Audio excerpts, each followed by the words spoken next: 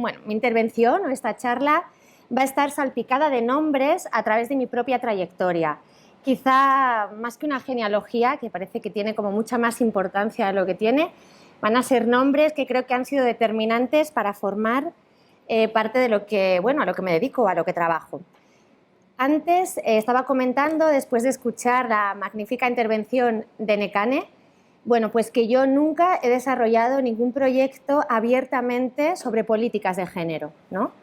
O no he trabajado sobre exposiciones que hablaran específicamente de mujeres, pero siempre en todos los proyectos que he desarrollado hablo de las infinitas sensibilidades que puede recoger el género más allá de lo que significa el sexo. En cualquier caso, voy a empezar ya con esta imagen. Quizá, digo, resulta difícil hablar más allá de las artistas. ¿Qué hay más allá de ellas? Porque gracias a las artistas, y a muchos artistas también, hombres, pues me han ayudado o soy lo que somos ahora o cómo lo desarrollamos, porque más que nada voy a hablar del comisariado en cualquier caso. Quizá de un modo bastante modesto y honesto, me gustaría centrar esta charla en un recorrido por mi propia práctica profesional, por mi experiencia en aquellos lugares que han formado y forman parte de mi trayectoria laboral y de mi geografía personal. Lejos de parecer un acto de absoluta vanidad, me gustaría que sirviera de hilo conductor para ir salpicando esta charla con algunos nombres de mujeres, en este caso no artistas, que participan también del sistema del arte. Gestoras, comisarias, galeristas, profesionales, en definitiva, que sustentan el entramado de este complejo sistema que es el del arte, ¿no? El título de esta charla, que se llama Límites distendidos, una pequeña teoría del pragmatismo, alude a los límites dilatados, moldeables, destensados, que se contraen y estiran y que metafóricamente desarrollo en mi propia práctica. Cuando hablo de pragmatismo, en este caso, más allá de relacionarlo con los efectos prácticos del propio día a día, que también, y en este caso como estas definiciones, ¿no? Como estamos en esta sociedad que te pide la definición constante, a mí me cuesta muchísimo, ya lo iréis viendo. Pues cuando hablo del pragmatismo, por ejemplo, puedo pensar en mí como comisaria, como docente, como subdirectora, como responsable, como madre, y también hablaré de lo que significa ser esto, ¿no? O la conciliación como mujeres trabajadoras dentro de este sistema. Pero no solamente voy a hacer alusiones a esto, sino lo relaciono con la teoría de Robert Schuterman, que a su vez retoma el pensamiento de John Dewey, que en 1934 publica uno de los libros quizá fundamentales, y muchas veces en los museos y en los departamentos de educación se utilizan, que es El arte como experiencia, ¿no? Aquí John Dewey habla de la importancia del arte popular, de la música, de mezclarse con otros saberes y de la transversalidad que debe residir en el arte. Este pensamiento lo va a retomar Schuterman, y esto cuando habla, por ejemplo, o equipara la música rap o el rock and roll, ¿no?, a comportamientos artísticos. Creo que desde mi práctica profesional como comisaria también lo aplico, ¿no? Saber infiltrarse en otros campos para atraerlos al de la creación. Y esto me hace pensar en una cita de Jorge Luis Marzo que dice: un comisario libre debe dejar de pensar que no puede morder la mano que le da de comer, por muchas razones, y se refiere a la institución. Pero la más importante es que la mano no es la de la institución, sino la del artista. Un comisario no debe caer de ninguna forma en el populismo, pero sí infiltrarse en códigos no artísticos que están mucho más cerca de la gente. Esto es, aprender a camuflarse en contextos externos a los tradicionales del arte para aportar las reflexiones. Bueno, y dicho esto, vamos a comentar la foto de atrás, ¿no? Que ya os veo como con esas caras. ¿Qué os parece esta foto? Yo lo veo muy oscura. Es el patronato de la Real Academia de San Fernando, en el que la única mujer que aparece, además de blanca europea, es la reina. Perdón, la reina ya no, la exreina. Me están grabando, se va a notar que soy republicana. Sigo. Cuando hablo de esa necesidad de mostrar la invisibilidad de muchas mujeres que sustentan el sistema del arte, me encantaría referirme, por ejemplo, a las limpiadoras, a las vigilantes de salas, conocer los nombres, ¿no?, de muchas otras, pero al final nuestra cota de visibilidad, o nuestra cuota de visibilidad, se reduce a aparecer vestidas como si fuéramos modelos en revistas como El País Moda, etc. Yo misma he aparecido y no sé calificarlo si es bueno o es malo, ¿no? Pero al menos me hace pensar qué es lo que necesitamos las mujeres para ser más visibles. Vamos a retomar el tema que nos convoca aquí. Desde hace algunos años, como vemos, ha aumentado exponencialmente la visibilidad de las mujeres artistas a través de grandes y pequeñas exposiciones, publicaciones y una gran lucha por su inclusión en la historia hegemónica del arte. Pero ¿y si ahora repensamos sobre todas aquellas mujeres no artistas que también lo sustentan? Museos, galerías, instituciones integran sus plantillas con una inmensa mayoría de mujeres, coordinadoras, responsables de áreas, vigilantes, personal de limpieza, como he dicho, que son, la mayor parte de las veces, invisibilizadas con nombre propio, pero que, por el contrario, forman parte de las estadísticas. ¿Cambian, por tanto, las formas de hacer de los museos al estar integradas en su mayoría por mujeres? ¿Cambian los públicos? Lo pregunto porque no lo sé. Si alguien lo sabe, que lo diga ahora. Pero no calléis para siempre. Yo no tengo una respuesta muy clara, aunque me gustaría pensar que sí. De repente, dice el filósofo transgénero Paul B. Preciado, se aboga por exposiciones feministas o supuestamente feministas, por el aumento de exposiciones de mujeres, pero advertimos que nos encontramos entonces con las políticas que yo no llamaría de cuota, sino de un poco de cuota, al estilo de, por favor, hagamos una exposición de una mujer de vez en cuando. No nos pasemos tampoco, hagamos alguna exposición con alguna persona homosexual, alguna exposición con cuestiones raciales, decoloniales, sobre el Sáhara, pero una vez de vez en cuando, no más. Él mismo dice, estoy ironizando, pero hay que entender que no se trata de una cuestión banal. Este es el dispositivo epistemológico a través del que se está transformando el museo hoy. El paso de una institución de la modernidad burguesa, en el que el museo aparece como un museo universal, y digo yo, en el que se pedía un público silencioso, pero en el que el sujeto de enunciación es únicamente el sujeto burgués, heterosexual, occidental, blanco, a un museo que gestiona las diferencias incluyéndolas como identidades, sin modificar su epistemología patriarcal y colonial. No se trata, por tanto, de aplicar una tímida política de cuotas, ni de someter el museo a un recuerdo de audiencia según un criterio identitario, sino de someter la institución a un proceso profundo de despatriarcalización y de descolonización. No se trata de representar las diferencias, sino de cuestionar los dispositivos culturales y políticos que producen y mantienen las jerarquías de poder, conocimiento y acción. Esto significa que no se trata de mostrar casi siempre, cuando se habla de mujeres, ¿no?, y de las mujeres que sostienen los museos o que hay detrás, de sacar casi siempre a determinadas posiciones, ¿no?, dentro del propio museo.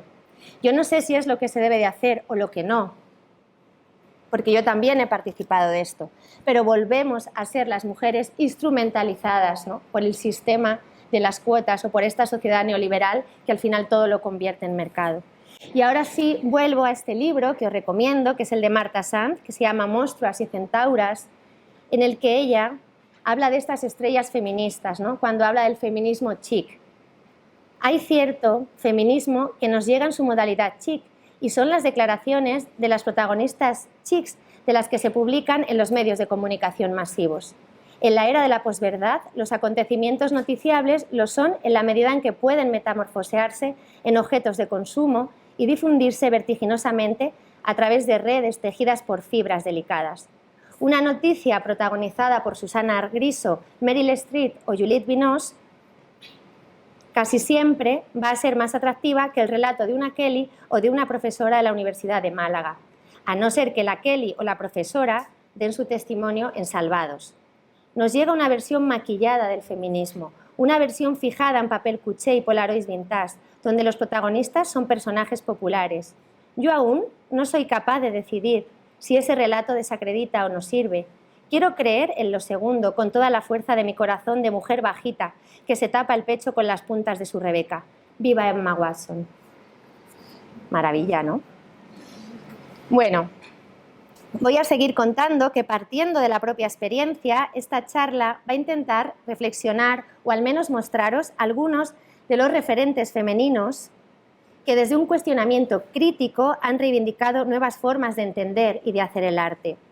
A través de esta genealogía de nombres y referencias desordenadas, mi charla versará sobre la gestión, la organización de exposiciones y la práctica curatorial que han desarrollado algunas figuras a lo largo de la historia del comisariado.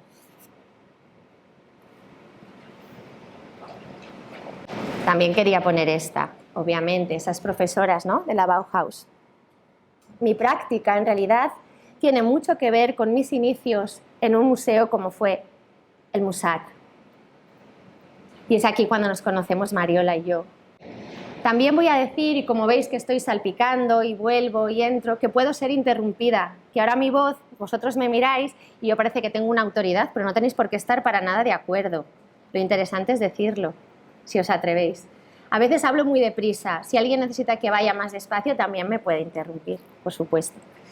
En cualquier caso, comencé en el MUSAC, ¿no? En el MUSAC, cuando surge este museo en el año 2005, emerge y se define como un museo del presente. Es un museo que trabajaba o era completamente opuesto a las políticas culturales que se habían aplicado hasta entonces. Aquí voy a retomar ese guiño a una de las artistas de las que ha hablado Nekane Aramburu, porque la pieza de la colección MUSAC más antigua de la que se partió es una que se llama Estantería, de 1992, de Eulalia Baldosera. En ese Museo del Presente se tomó como referencia para la formalización de la colección 1992, porque es la fecha en la que España se pone de largo, ¿no? Y siempre detrás esas políticas culturales. Se pone de largo porque es la Exposición Universal de Sevilla, es Barcelona 92 y es Madrid, capital de la cultura, ¿no? Este año que sirvió como para generar esta franja que ahora mismo ya se pierde porque con las nuevas políticas aplicadas por el nuevo director del MUSAC, que es Manuel Olveira, se están yendo mucho más para atrás, ¿no? También era un riesgo. El MUSAC en sí mismo fue un lugar bastante criticado, ¿no?, con el paso del tiempo. Pero he de decir, en toda su defensa, aparte que fue el lugar donde yo me formé, donde yo crecí, donde yo fui al revés, porque normalmente la gente quiere ser comisario y empieza a hacer exposiciones en su cocina, como cuenta Hans Ulrich Obrich, o con sus amigos. Yo no tenía ni idea que era ser un comisario cuando terminé hace muchísimo la facultad, pero sabía que quería trabajar con los artistas. Entonces fue cuando llego al MUSAC, Rafa Doctor, quien dice que voy a ser comisaria. Y dije, Dios mío, qué nombre más feo, además. Que mola mucho más curator, no me lo digáis. ¿No? Feo. Y curador no lo aplicamos. Curador es un término que viene de una terminología latina, a cura di, en italiano, que es la persona que cuida. Por tanto, está relacionada esta práctica curatorial con las personas que controlan, vigilan o asisten las colecciones de los museos. No será hasta los años 60, con Harald Seman, cuando se va de Berna, cuando este término tiene mucho que ver con las prácticas del comisario independiente. Se nota mi vena de profesora, quiero que me lo digáis todo el rato. En cualquier caso, yo tampoco podía dejar hoy de hacer un pequeño homenaje, y voy a intentar no emocionarme, a Araceli Corbo. Ella es fundamental entenderla como una de esas mujeres que pasarán probablemente a la historia, o quizá a ella no le importara no pasar. En cualquier caso, el día 7 de septiembre, la biblioteca del MUSAC, se hará un pequeño homenaje porque llevará su nombre, pero quería no solamente acordarme de ella como una compañera y amiga, ¿no?, que estuvo durante 7 años en este crecimiento mutuo del MUSAC, sino también porque ella fue capaz de poner en pie una biblioteca como centro de documentación, cómo extender las políticas de género también a partir de ahí, ¿no?, en todo lo que hacía o en toda su práctica. En cualquier caso, cuando hablamos, o antes haciendo alusión, ¿no?, al título de este curso que se llama Más allá de las artistas, yo todos los nombres que voy a citar no pueden ir más allá de nadie, de las artistas menos, vamos a ir conjuntamente, que siempre es mejor. Y ahí vuelvo a hacer una alusión a esta definición que has hecho del comisariado tan increíble, ¿no?, que es ¿qué es comisariar? Comisariar es acompañar, en realidad. O sea, nuestro papel fundamental con los artistas es también confundirnos. Yo trabajo muchísimo como las políticas del error y acompañarnos mutuamente. Por supuesto, que sea todo permeable y que sea todo viscoso. Me interesa muchísimo lo viscoso como una terminología que luego os voy a contar por qué. Voy a hacer la misteriosa, que también gusta. Puedo retomarlo. Además, en esta charla también íbamos a hacer, bueno, o en este curso, una alusión a los públicos, ¿no? Cuando llegué al MUSAC, mi conciencia de los públicos eran muy básicos. Un departamento que había en los museos en el que los niños podían colorear, ¿no? Esto, que parece tan antiguo, no es tanto. Empieza a retomarse todas las políticas de los DEAC. De hecho, uno de los primeros nomenclaturas, que se llama DEAC, Departamento de Educación y Acción Cultural, tiene que ver mucho con el surgimiento del MUSAC y luego cómo están cambiando todo esto, ¿no? Me hacía gracia cuando llegué al MUSAC cómo separábamos nosotros mismos inconscientemente lo que hacía un comisario de lo que hacía un departamento, los públicos, cuando ahora soy incapaz de separar absolutamente nada. Los públicos son fundamentales a la hora de enfrentarnos a cualquier tipo de, bueno, pues de proyecto, ¿no? Y muchas veces he contado como cuando aplico ese término de lo viscoso, como pienso en el Blandiblue. Ahora se llaman slim, los slims. Si alguien tiene hijos, sobrinos, una guarrería que luego tienes que cortarles el pelo porque se la pegan. Pero metafóricamente es maravilloso porque es algo que puede pegarse en una acción, ir a otra y a otra y a otra. Para mí una clase, la construcción de una clase es también la construcción de una exposición y lo que significa todo su proceso. La inauguración de una exposición es el inicio de una vida que ya no te pertenece, ¿no? Como comisario. Empiezan a suceder miles de cosas ahí dentro. Por tanto, mi primera conciencia, ¿no?, real de los públicos, porque yo le llamaba público. ¡Qué horror! El público. Horror nada, que es una obra fascinante de Federico García Lorca, pero murió hace mucho y no se lo hemos podido explicar. Los públicos son tan diversos como todas las historias que contamos, ¿no? Hablar de público es hacerlo de una masa informe que llega a un sitio. Hablar de públicos es hablar de una diversidad que te mira. Los públicos, decía, hablando de esto, Belén Sola, que es la responsable de este departamento del DEAC, decía que los públicos no solo les han pasado cosas a los museos a través de ellos o a los centros culturales, sino también a las personas que trabajamos en ellos. Nos hemos afectado y hemos afectado a la institución de manera indisoluble a las programaciones que promovemos o de las que formamos parte. Muchos museos hemos crecido en el fervor productivista de la diversificación de actividades. Hemos cocinado a fuego lento y con ahínco el concepto de mediación en un bien intencionado propósito de democratizar y hacer accesible la institución para una diversidad de públicos. Adaptarse a los diferentes perfiles, capacidades, orígenes e intereses de las personas que marcan que la actividad de un museo suceda. Y aquí aprovecho para recomendaros este libro tan maravilloso que ha publicado el DEAC, que se llama Exponer o exponerse, la educación en museos como producción cultural crítica. Y es aquí, como digo, donde fui consciente, ¿no?, de lo que significaban también trabajar con los públicos, con un contexto, aprender a saber por qué quieres hacer una exposición y qué quieres decir con ella, en sus múltiples formatos. La sala expositiva es uno más, pero no el único. En el MUSAC comencé como comisaria en una sala que se llamaba Laboratorio 987. Laboratorio en sí mismo responde a algo que siempre me acompañó y que se lo debo a todo el equipo del MUSAC, y era a nunca perder la capacidad de equivocarse. Laboratorio para experimentar. Y 987, lejos de ser una cábala judío-masónica, respondía al prefijo de León. He puesto en cualquier caso dos exposiciones maravillosas o que me marcaron bastante, que fueron de las artistas Regina de Miguel o Abigail Lazcot. Muchas veces se me vinculó con una programación que tenía que ver con artistas más jóvenes, ¿no?, emergentes, que es otro término que daría para 3 conferencias, el que no me gusta absolutamente nada, y creo que la emergencia está en la cabeza. Conozco a gente muy joven, muy sumergida, y conozco Y sabemos y reconocemos artistas como Louis Bourgeois, que era una emergente con 70. Por tanto, lo veo un poquito un producto de marca.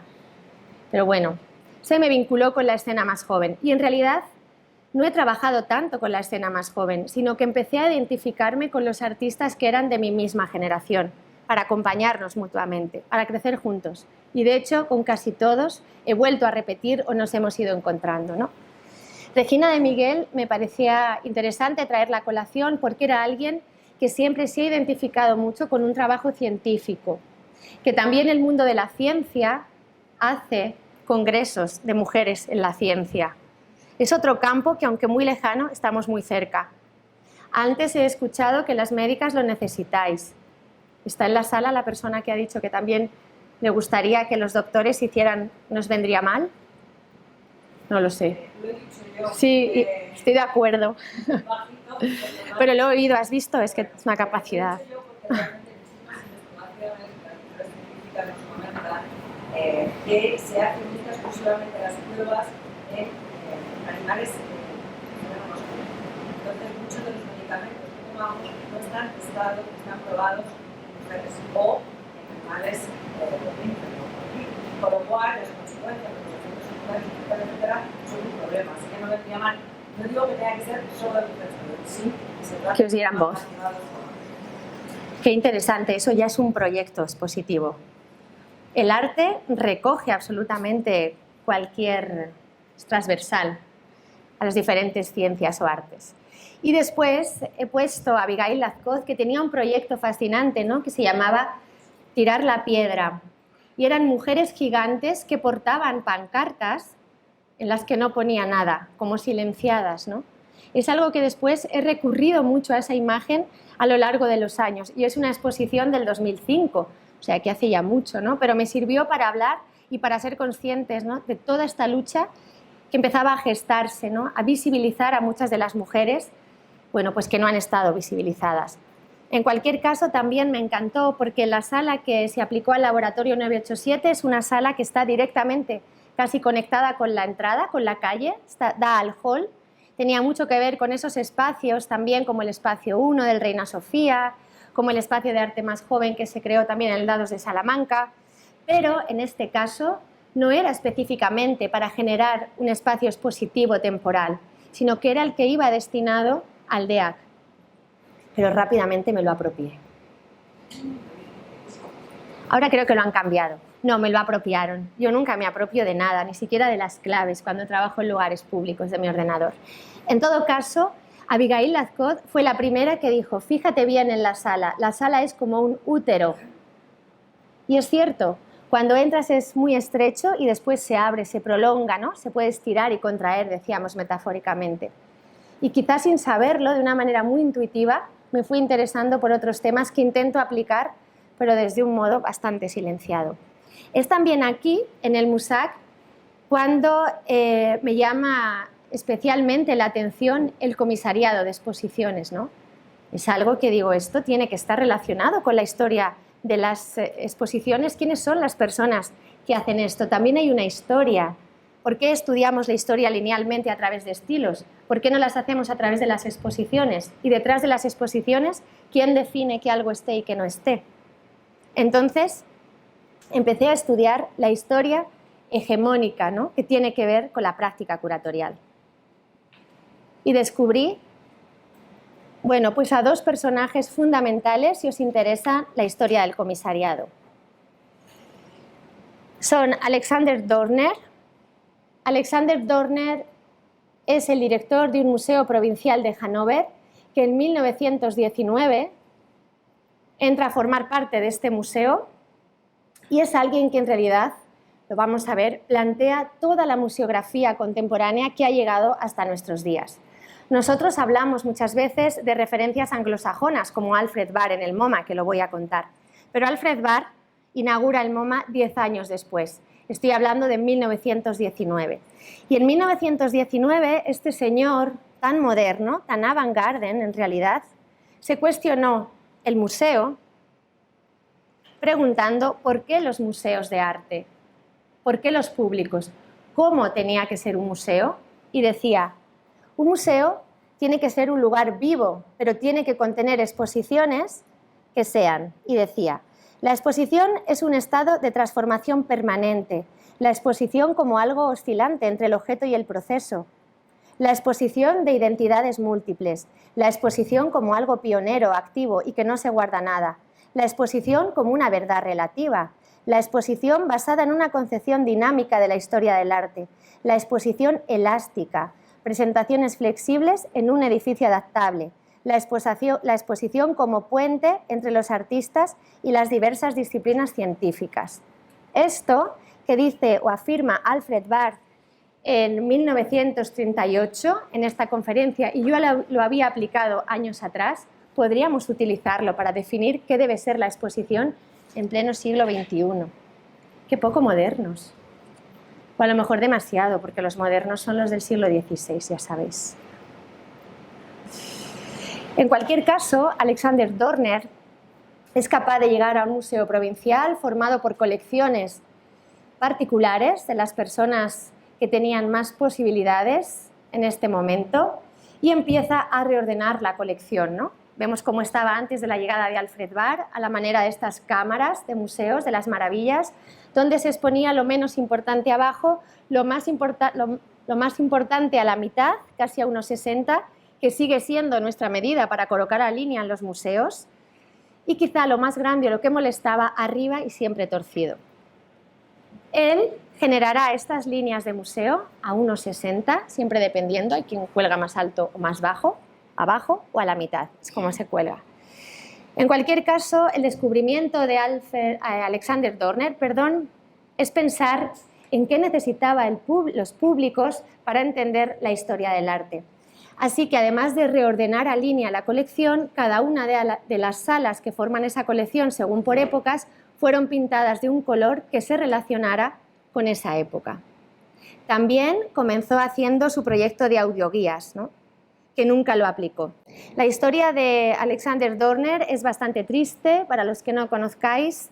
Él empieza a aplicar este museo de arte contemporáneo real, empieza pues a comprar todo tipo de obras de los museos, de los artistas, del momento, y genera una habitación, que es el gabinete abstracto, junto a El Lissitzky, para mostrar el arte del presente.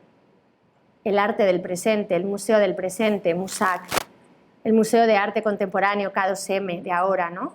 Entonces, todo el rato hablamos de estas actualidades o actualizaciones, activamos la historia a través de la intrahistoria. En cualquier caso, la historia de Dorner es bastante triste porque con la llegada de los nazis al poder en 1933 va a estar perseguido, llegará a Berlín como periodista y finalmente, gracias a su compañero de estudios Panofsky, que ya estaba en Estados Unidos, será rescatado y podrá acabar sus días en Estados Unidos trabajando para un museo de diseño en el que intentará aplicar todo lo que aplicó en Hannover. Y finalmente, si le echaron los nazis de Europa, fue perseguido por nazi en Estados Unidos. Así que cuando es llamado a un juicio en Roma, pues finalmente le dará un infarto y morirá, ¿no? Pero todo su legado lo guarda su viuda y se dona al Museo de Getty de Los Ángeles. Es interesante la historia, ¿verdad? Pero siempre masculina. Alfred Barr retoma en Estados Unidos todo el conocimiento de esta museografía europea que había aplicado Alexander Dorner. Siempre hablo como los precedentes o los antecedentes directos, ¿no?, del comisariado tal y como lo entendemos ahora. En esta historia surge Alfred Barr. Supongo que todos lo conocéis, flamante director con solo 27 años del MoMA, abierto en 1929 en pleno crack de la bolsa neoyorquina, pero que será quien aplique toda la museografía contemporánea. Y ahora sí, el white cube, el cubo blanco, esa pérdida de noción, ¿no?, del tiempo, que son las exposiciones, ese hablar bajito para no molestar, incluso para decir que no lo has entendido, que también a alguna gente le da como vergüenza y no lo dice, cuando es maravilloso decirlo y luego veremos por qué, pero también es quien empieza a aplicar algunos de los conocimientos pedagógicos como profesor al propio museo. Él realizará, por ejemplo, cursos de formación para el profesorado, charlas para adolescentes, que luego veremos que es el público que más nos preocupa en las instituciones, y además se infiltrará en otros lugares, llevando a sus alumnos, porque él antes fue profesor y después daba conferencias y cursos que asistían al MoMA, no solamente a otros museos, sino a fábricas, por ejemplo, de caramelos, para que vieran la disposición en las vitrinas. Y no solamente decía que tenían que leer libros específicos de arte, sino también tenían que leer, por ejemplo, el Vanity Fair. Esto no significa que yo diga que hay que leer constantemente Lola. Malísima, por cierto. En cualquier caso, le debemos también el que haya ordenado esta historia, ¿no?, del cubismo o el futurismo, o que recogiera a todos esos artistas que estaban huyendo después de la Segunda Guerra Mundial y llegaron acogidos por él a Estados Unidos, a Nueva York. También le debemos la creación de la colección Torpedo, ¿no? Ser capaces de una relectura de la colección que vaya de atrás adelante, desde lo más contemporáneo a lo más antiguo, por ejemplo. Y diréis, pero tú no nos ibas a hablar de mujeres, ¿no lo decís? Pues estaba yo en esas, en el MUSAC, cuando me di cuenta que no encontraba mujeres referenciales, ¿no?, en esta época que hubieran organizado exposiciones. Tenía una, pero ha pasado a la historia como artista, que es Berthe Morisot. ¿Conocéis? La pintora impresionista. Berthe Morisot es la única del grupo de los impresionistas que permanecerá activa y gestionando las 8 exposiciones que hacen los impresionistas como independientes. Pero pasa a la historia casi por su cuadro de cuna, esa excelente maternidad, ¿no? Rebuscando y rebuscando, encontré un personaje que muchas veces se ha identificado como si fuera el asistente personal de Alfred Barr. Se llamaba Dorothy Miller. Murió en el año 2003 con 99 años y en realidad, yo digo esto para poner drama, pero si la buscáis ya aparece como curator. Ella fue una de las primeras mujeres que hablan de comisariado y que empieza a hacer comisariado. Ella, que comienza como asistente de Alfred Barr, se va a convertir en la curator o en la assistant curator, que dicen, por ejemplo, o que aparece en todos los staff de los museos anglosajones y norteamericanos, como la comisaria de la escena más joven, ¿no? 15 americanos, Jasper Jones, habló mucho de la escena del pop, etc. Hizo exposiciones increíbles y la primera de ellas, que se llamó 15 americanos, no gustó absolutamente nada y ese le dijo, Alfred Barr, será tu éxito, que lo primero que hagas no le guste a nadie. Bueno, también apoyó muchísimo la pintura americana. Y veis todo lo aprendido en 1919. Si pusiéramos color a la imagen de la izquierda, pues nos podría parecer cualquier espacio expositivo de hoy en día, ¿no? Que no está mal tampoco, ni mucho menos, ¿eh? Hay que saber contextualizar, ¿no? Sí. Aquí está Dorothy Miller. También aquí quería hablar de algunas mujeres que han pertenecido también a la cultura o a la creación, que no son efectivamente artistas, pero que han aparecido de una manera transversal, a veces en determinados capítulos de la historia del arte, como son Gertrude Stein y su compañera Alice B. Toklas, ¿no? En cualquier caso, Gertrude Stein, que también es esta reconocidísima coleccionista que apoyó el trabajo, por ejemplo, de Picasso, o que además detestó el Museo del MoMA cuando le decía a Alfred Barr, se puede ser moderno, pero no se puede dirigir un museo de arte moderno. Se confundió, como vemos. Pero lo más interesante es que ella escribe esta autobiografía, la autobiografía de Alice B. Toklas, que la escribe ella, no la escribe Alice. Alice será su sirvienta, su compañera y alguien que estuvo siempre a su lado, aparte de su pareja, ¿no? Es increíble el libro, si no lo habéis leído lo recomiendo, sobre todo porque como Gertrude Stein aplica en la voz de Alice grandes piropos hacia ella. Esto me parece fascinante. Hemos salido a pasear y como siempre la generosidad de Gertrude Stein, pero tendrá morro, pero esto es hacerlo con mucha capacidad de ser visible. No quería tanto aludir a Gertrude Stein como aludir, por ejemplo, a Alice Bit-Toklas, ¿no? Y a un libro fascinante, que es uno de los libros más originales, es un recetario de cocina. Está editado en la editorial Ariel, que cuenta la vida de ellas dos, de Alice Bit-Toklas, a través de todas las recetas o todo un recetario ingente de todos los lugares en los que ha visitado. Este libro se publica en 1954 y no retoma, sino que tiene mucho que ver con este espacio, ¿no?, que ha supuesto la cocina dentro del imaginario artístico de muchas de las mujeres, empezando por Martha Rosler, etc.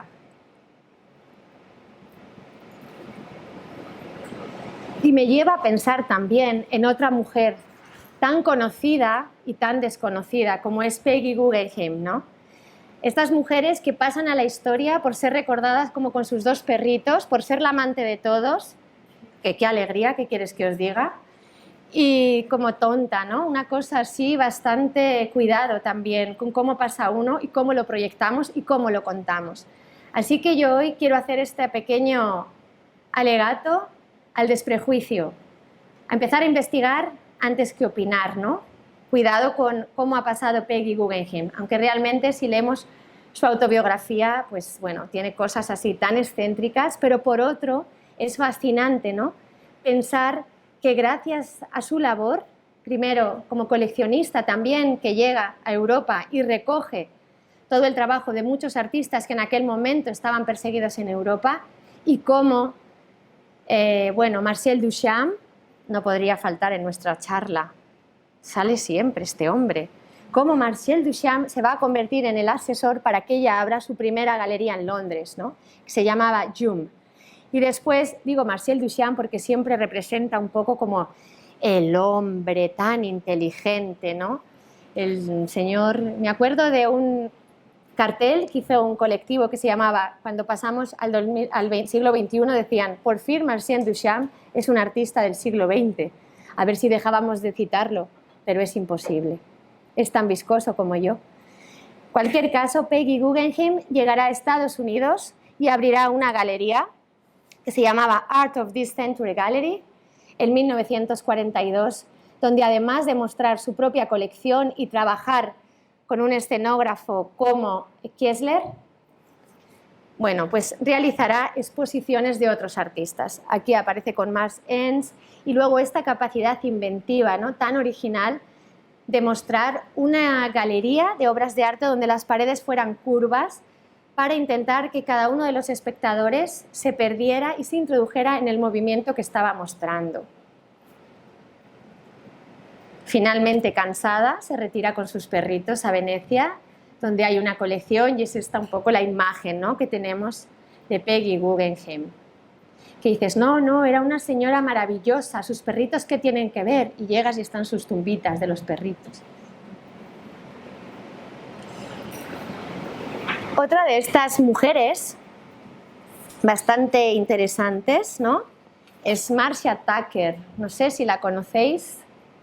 Hemos hablado de un libro de Gertrude Stein, de una autobiografía, Alice Bit-Toklas. He citado también la autobiografía de Peggy Guggenheim y voy a citar el libro de Marcia Tucker que se llama 40 años en el arte neoyorquino.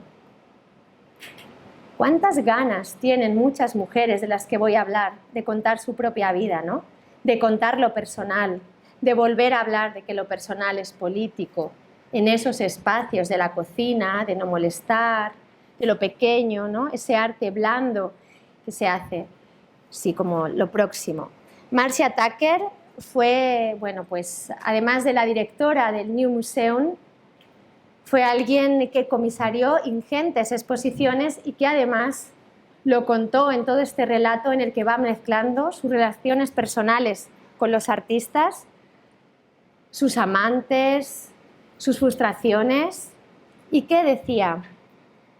Las obras son como los artistas. Hay algunas con las que no apetece estar, una vez que las conoces. Otras parecen interesantes, pero estás demasiado ocupada y no quieres crearte más compromisos. Siempre podrás prestarles atención más adelante, ¿no? De vez en cuando te enamoras locamente y te embarcas en una aventura apasionada hasta que aparece otra persona que te roba el corazón. A veces haces un amigo y esa amistad crece y se hace profunda a lo largo de toda una vida.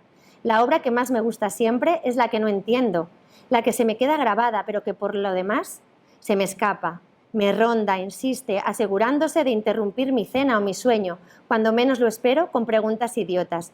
¿Por qué te hago sentirte incómoda? ¿Por qué no puedes simplemente aceptarme como soy? Me parece fascinante, ¿no?, que esta directora de museo que pone en pie el New Museum y que después pasará a otra sede desde la calle del Bovering, donde ella crea o trabaja con un grupo de gente, ¿no?, muy próximo, nos hable o relacione lo que simboliza una obra de arte con una relación tan personal. Bueno, recomiendo el libro. Este es el New Museum ahora, que está dirigido por Lisa Phillips.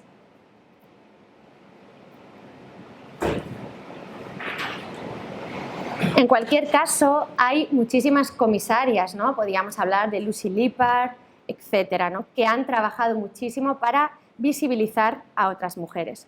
Pero traía algunos de los nombres quizá que no son tan conocidos, como Thelma Golden, que es comisaria en el Studio Museum de Harlem y que no solamente habla, por ejemplo, o explora y redefine su trabajo a través de la conciencia afroamericana, norteamericana, sino que hizo una exposición cuestionando el rol del hombre negro.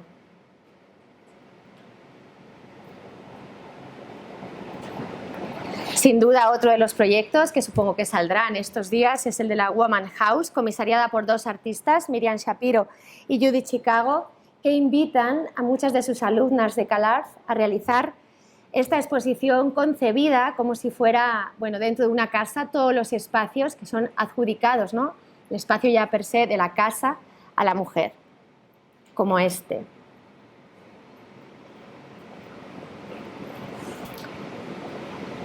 Y todo esto para contaros que después de esa concepción, a través de, bueno, pues mis primeros intereses por las figuras de los comisarios, me marcho del MUSAC y empiezo a hacer una trayectoria que tiene mucho que ver con los comisariados independientes. Cuando hablamos de la independencia es que no perteneces a un staff de un museo o de un centro de arte, ¿no?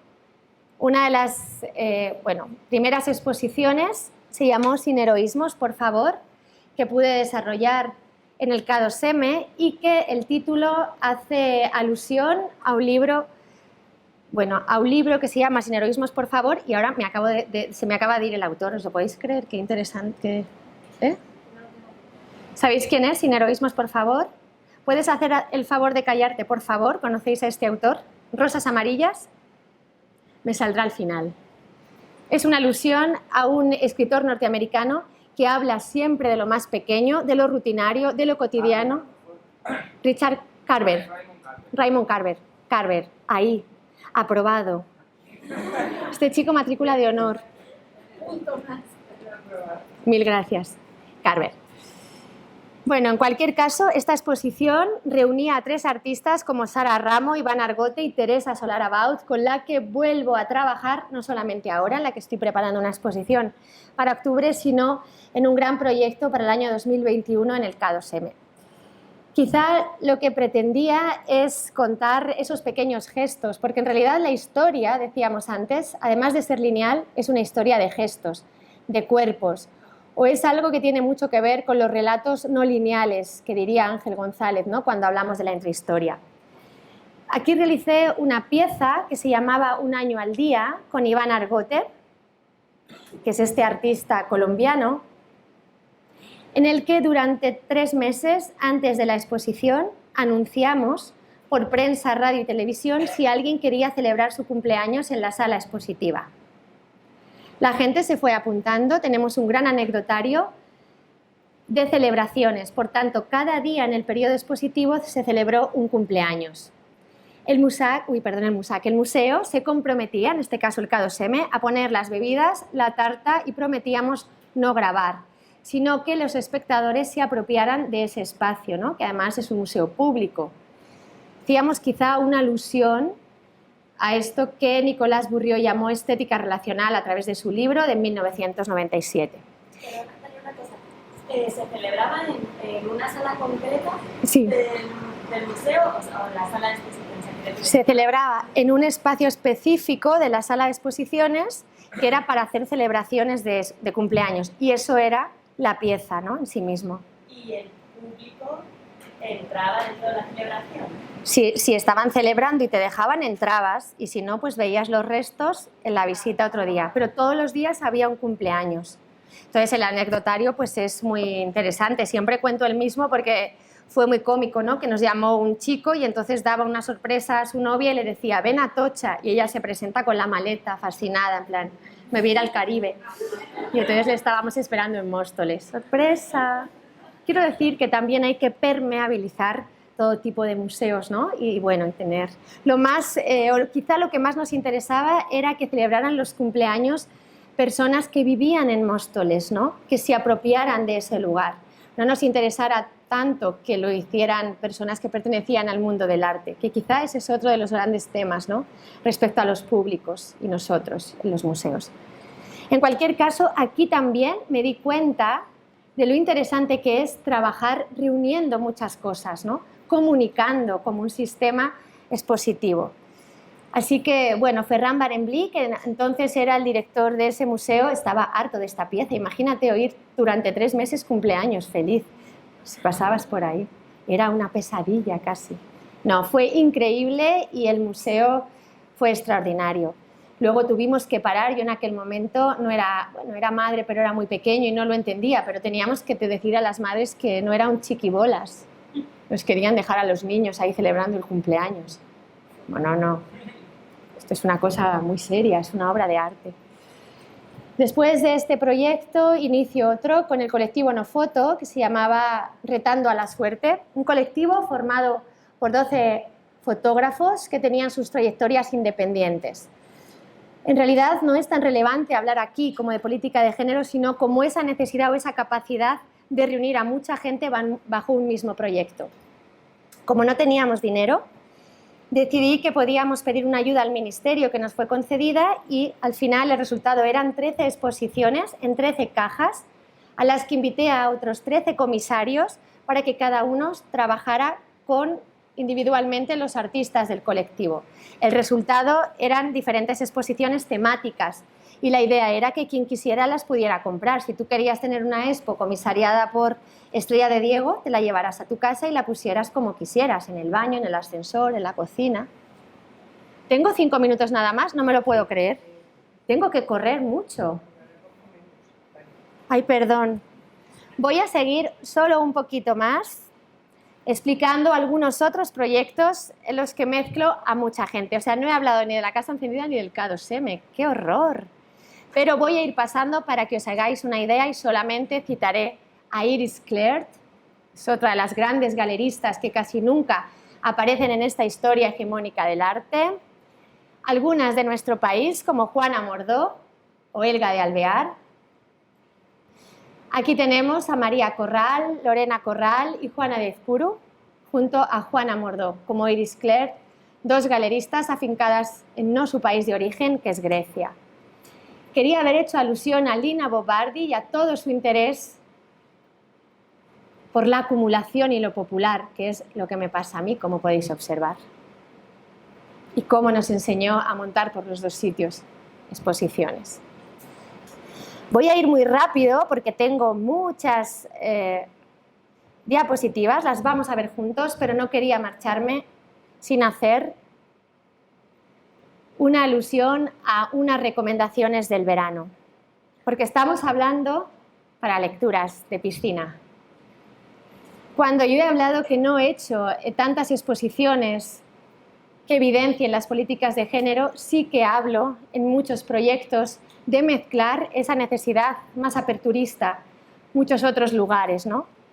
Y entonces aquí me acuerdo de este nuevo feminismo quizá. El feminismo ha de ser inclusivo, caben miles de feminismos, como las maternidades. Hay tantos tipos de maternidad como tantas mujeres que se definan como madres, ¿no? Entonces quería hablar de ese feminismo más de guerrilla, que utiliza el sentido del humor, como este festival que se llama Princesas y Darth Vaders, que celebra la Casa Encendida, y que tiene que ver con una literatura realizada por escritoras mucho más jóvenes y que yo os quería poner aquí. Todo esto me lo guardo para esta tarde, así que comed bien. Vamos a llegar. Tranquilos, que no queda nada. Venga, venga. Siempre pienso, te vas a quedar corta, no tengo nada interesante que contar, ¿no? Y al final, oye, uno se pone aquí y venga. Bueno, yo os voy a recomendar Blanca Sánchez, esto era esta exposición, que vuelvo a retomar los libros de cocina, lo blando, todo lo que me queda esperar. Pero quería terminar, en realidad, me ha dado pie a pensarlo, sobre todo Nekane, ¿no? Cuando hemos hablado o has hablado de, a ver si lo tengo por aquí, perdón, de María Blanchard. Hay algo maravilloso que realizó Federico García Lorca, y no me la sé de memoria, pero ahora mismo podríamos acabar con esa oda increíble que le dedica Federico sin conocerla en 1932, poco después de morir María Blanchard a ella, ¿no? En la que le dice que no te he conocido, solo me he enamorado de tu sombra, pero tienes la melena más bonita de toda España. Los hombres, les dice, no entienden de eso, pero yo sí entiendo de esas cosas, ¿no? Y de esas sensibilidades. Podría haber sido un bonito final para esta conferencia o charla, ¿no? Por algunos de estos espacios, pero voy a acabar con uno que se llama Amigas y que escribe María Bastarós, que es quien hace esta historia de España contada a las niñas. También recomiendo Lectura Fácil y Ahora lo Importante, otro diario de Bea Navas, Las Niñas Prodigio o Voz de Vieja, ¿no? Que es un libro fascinante, podemos leérnoslo en un día. En cualquier caso, voy a acabar con un poema de María Bastarós que se llama Amigas y dice: a veces sueño con la amiga feminista definitiva, la conoceré en una rave, se me acercará sigilosa, con oscilantes pasos de Dr. Martins y un trozo de pastilla en la mano y me dirá: toma tía, un cuartito para ti sola, como la Virginia Woolf. Pues con esto vamos a comer.